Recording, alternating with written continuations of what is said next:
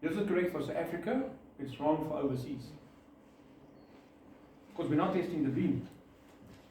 If there's a short between this cable, then the circuit will never open, so my closing beams doesn't really work.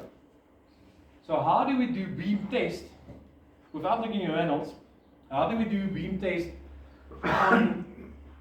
on the photon, where on the I5s we took away the transmitter power for that milliseconds to indicate to get an open circuit for the beam. Takes away power on the transmitter, on the receivers, doesn't matter which one it is, in this case both of them, then the circuit will open. The moment it loses power, the circuit will open. So if there's a bridge here, okay, and the controller tells, okay, IO4, I'm pulling away your power. If it pulls away the power but the circuit stays closed, it says, hang on. I took away power, so you should open for that millisecond. You didn't. That means somewhere there's a bridge on the wires. So that means your beams, your circuitry is compromised. So it's not, you're failing your beam test. So you just take away the net where it swings open. So that will give you. If a car stands there, the gate won't be able to close. If the car stands breaking this one, the gate won't close. So if any one of these two beams are triggered, meaning there's something in between the transmitter receiver, it will say, no, it's not safe to close, so I'm not closing. I will open, but I won't close. Okay.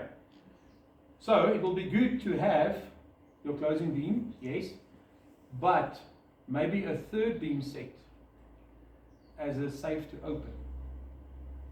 So it's going to be costly, because now it's one set of beam, another set of beam. These will be your closing beams, or safe to close beams. And this one will be your safe to open beam. So if a car stands here, and says, well, I can't open, because if I swing open, I might bump into a car. If a car stands here, you're closing this whole circuit here. So the moment, if a car stands here, it says, okay, it is safe to open, because this opening beam has not been triggered. Then if you drive past in this closing, we say, okay, I can't close now because there's a car standing in either one of the two beams. But this is now a little bit costly, because it could be now 3 sets of beams, which is good for you if you can sell it to a client. This is the best case scenario if you want to. Is it possible to utilize one?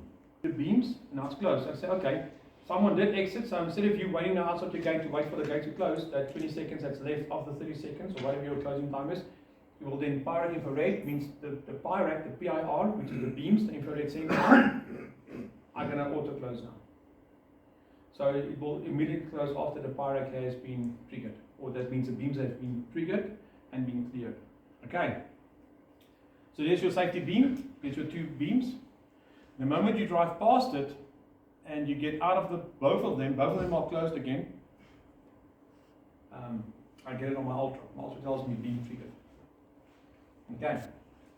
Then we've got ambush alarm, which is similar to the braking alarm, but I've got a minute or so. So it's not the paper boy just dropping off the paper and walking out. If someone now closes the beam, 2 or I3, depends on what you want. But in default, IO1 or I is the trigger. Then obviously you need to reach out the common with negative, and the negative goes to common, and we need to get it positive. Straightforward, nothing simple, nothing difficult to this. So Connecting. Can I see that I was writing a note? Oh, sorry. 2. Okay. Yeah. But by default it goes to 5. Normally it's IO5, but you can make it any IO. But here we've made IO2.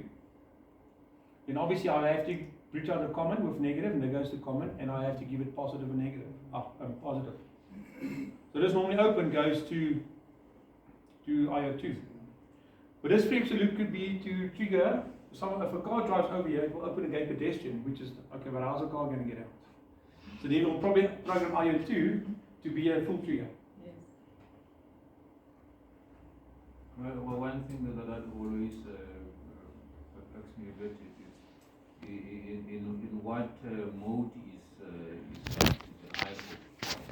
output or input? So 1, 2, and 3 can only be inputs, because it's I1, I2, I3. So it's input, input, input.